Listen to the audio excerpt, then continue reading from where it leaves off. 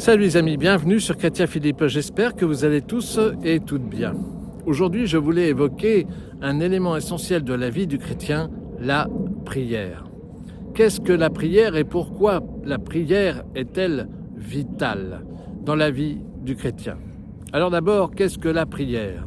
La prière est un mouvement de l'âme, tendant à une communion spirituelle avec Dieu. Prier est un besoin vital. Élever son âme vers Dieu, c'est entretenir notre intimité avec Dieu. La prière est la respiration spirituelle du chrétien. Aucun croyant ne peut faire l'économie de la prière.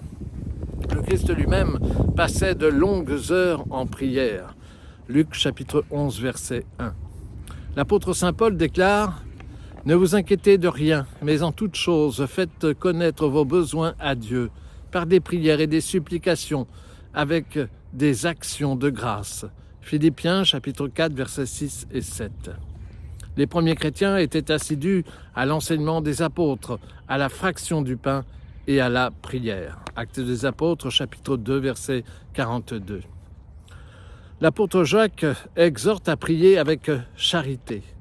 Confessez vos péchés les uns aux autres et priez les uns pour les autres, afin que vous soyez guéris, car la prière du juste, faite avec zèle, a une grande efficacité.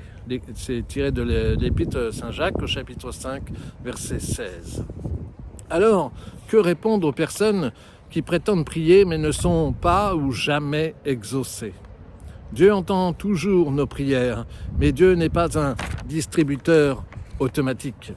Il se réserve la souveraineté de répondre le plus favorablement possible, c'est-à-dire pas forcément de la façon et dans le temps que nous nous sommes fixés.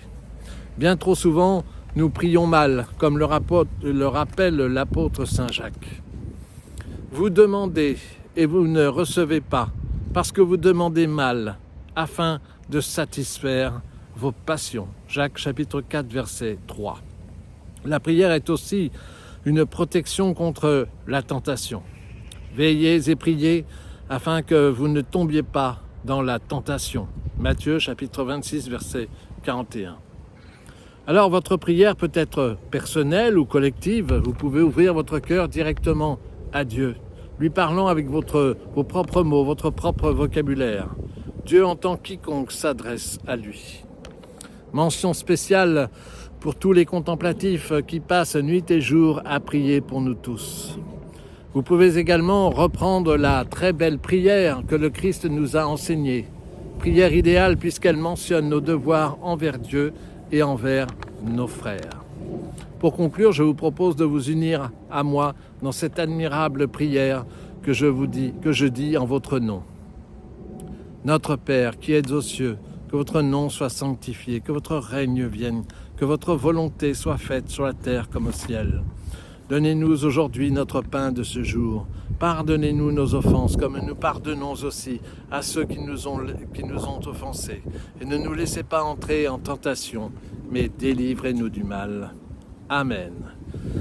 Voilà, j'espère que cette petite réflexion concernant la prière vous a été profitable. N'hésitez pas à vous abonner, à partager cette vidéo. Vous pouvez nous rejoindre sur notre page Facebook intitulée Chrétien Philippe. Et en attendant le plaisir de vous retrouver, je vous dis à bientôt et surtout, soyez bénis.